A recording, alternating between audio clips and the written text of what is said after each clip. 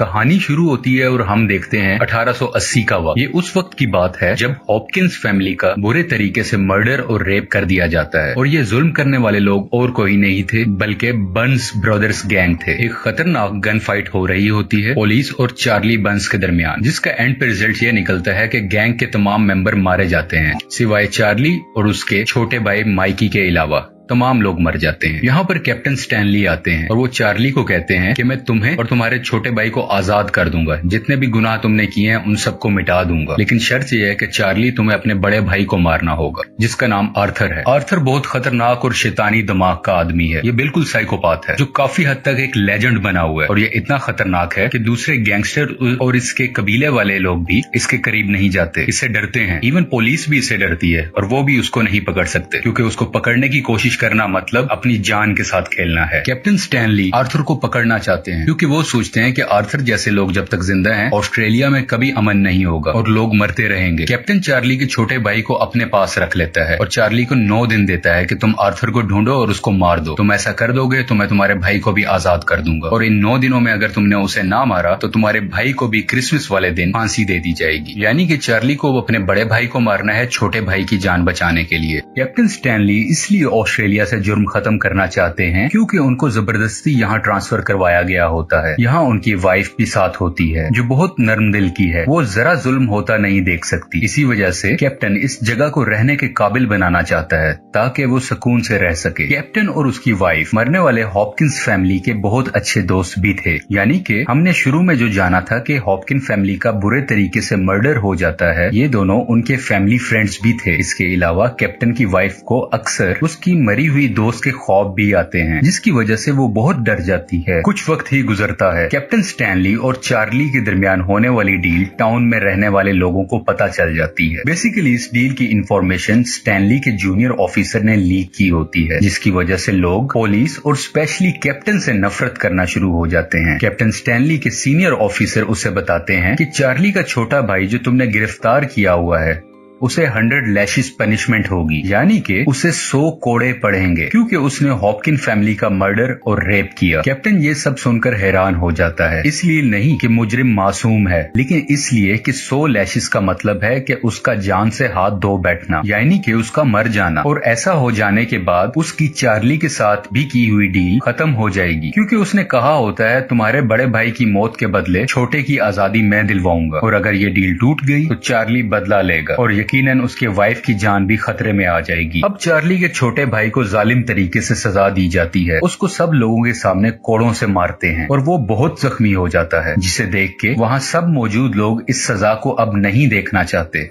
वो नहीं चाहते कि ऐसी सजा मिले इसे, हालांकि वो सब बहुत एक्साइटेड थे कि इसे सबके सामने सजा मिले। इसके अलावा कैप्टन की वाइफ भी बेहोश हो जाती है इस सजा को देखते हुए। अभी 100 में से 40 कोड़े ही मारे गए होते हैं और चार्ली का छोटा भाई बुरी तरह से जख्मी होकर गिर जाता है और मारे जाने वाला लैश उसके गीले खून से भर जाता है। कैप्टन स्टैनली ये सब होता मजीद नहीं देख सकते और उस मारे जाने वाले लैश यानी कि उस कोड़े को खींचकर अपने सीनियर ऑफिसर्स की तरफ फेंक देते हैं, जिस पर लगा खून सीनियर ऑफिसर के मुंह और उसके कपड़ों पर लग जाता है, जिसकी वजह से सीनियर ऑफिसर कैप्टन स्टैनली को जॉब से निकाल देता है, उसको सस्पेंड कर देता है। उसी दौरान दूसरी तरफ हम चार्ली को देखते हैं जो लंबा सफर कर रहा होता है अपने बड़े भाई आर्थर की तलाश में। वो ड्रिंक कर रहा होता है और सोचता है कि उसे अब क्या करना है। इसी सफर में चार्ली एक बूढ़े आदमी से भी मिलता है। बातों के दरमियान उसे पता चलता है कि ये बूढ़ा आदमी एक बाउंटी हंटर है, यानी कि ऐसे किलर्स जो पैसों के लिए लोगों को मारा करते हैं। ये बाउंटी हंटर बर्न ब्रदर्स की तलाश कर रहा होता है। जैसे ही इस बात का चार्ली को मालूम होता है वो उस बूढ़े शख्स को मारकर बेहोश कर देता है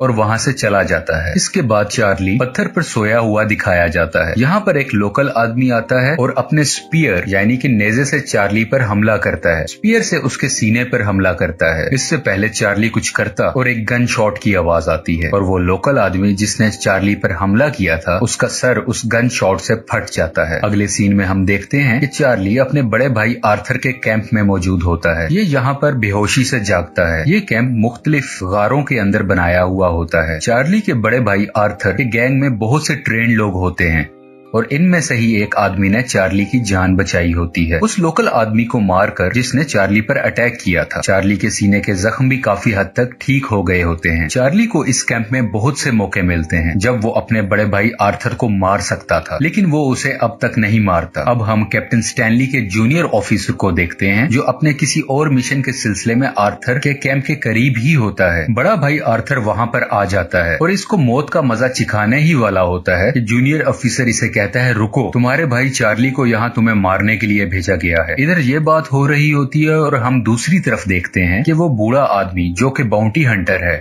वो कैंप के अंदर आ जाता है और यहाँ पर सोए हुए चार्ली और उसके साथी को रस्सी से बांध देता है। कुछ देर गुजरती है और आर्थर कैंप में वापस आ जाता है और बूढ़े बाउंटी हंटर को पीछे से गोली मार दी जाती है। ये अभी मरने के करीब होता है, मरा नहीं होता। आर्थर इसको आधी मरी हालत में चाकू से तड़पाने लगता है, इसे बहुत टॉर्चर करता है, लेकिन चार्ली सामने आता है और उस बूढ़े शख्स पर रहम करते हुए उसे सुकून की मौत दे देता है, क्योंकि वो नहीं चाहता कि ये आर्थर के हाथों तड़प तड़प कर मरे। अब वो वक्त आ गया है जब चार्ली अपने भाई आर्थर को खुद ही बता देता है कि मुझे यहाँ पर तुम्हें मारने के लिए भेजा गया था, पर मैं तुम्हें नहीं मार पाया, तुम मेरे बड़े भाई हो। वो सब कुछ उसे बता देता है और ये अपने छोटे भाई को जेल से भगाने का फैसला करते हैं। ये दोनों भाई चार्ली और आर्थर पुलिस के कपड़े पहनकर जेल में पहुंचते हैं ताकि खुद को ये पुलिस वाला शो कर सकें और जेल में आसानी से एंटर हो पाएं। और इसके अलावा ये अपने ही साथियों को चोर बनाकर साथ लाए होते हैं। ये जेल में ये कह के एंटर होते हैं कि ये कैदी हमें जेल में पहुंचाने की ड्यूटी दी गई है और अब वो अंदर दाखिल हो चुके होते हैं। यहाँ पर वो अपने छोटे भाई को जेल से आजाद करवा लेते हैं और चार्ली अपने छोटे भाई को लेकर जेल से बाहर आ जाता है। चार्ली का छोटा भाई अभी भी बहुत जख्मी होता है क्योंकि उसे जो 40 लैशेस मारे गए थे वो उस दर्द का अभी तक सामना कर रहा होता है और बिल आखिर चार्ली के ही हाथों में मर जाता है। जब वो उसे दफन कर रहे होते हैं तो चार्ली को उसका साथी कहता है कि चार्ली, ये सब तुम्हारी गलती थी, तुम्हें अपने मरने वाले छोटे भाई को छोड़कर नहीं आना चाहिए था। अब हम फिर से कैप्टन स्टैनली और उसकी वाइफ को उनके घर पर देखते हैं। आर्थर और उसका साथी यहाँ आ जाते हैं और कैप्टन के घर पर गोलियां चलाना शुरू कर देते हैं। अंदर एंटर होते हैं और आर्थर कैप्टन को घसीटते हुए दूसरे रूम में ले जाता है और जालिम तरीके से उसे मुक्के और लाते मार रहा होता है क्योंकि आर्थर बदला चाहता है कैप्टन को मार के। आर्थर अपने साथी को आवाज देता है और वो साथी कैप्टन की वाइफ को उसी कमरे में सामने ले आता है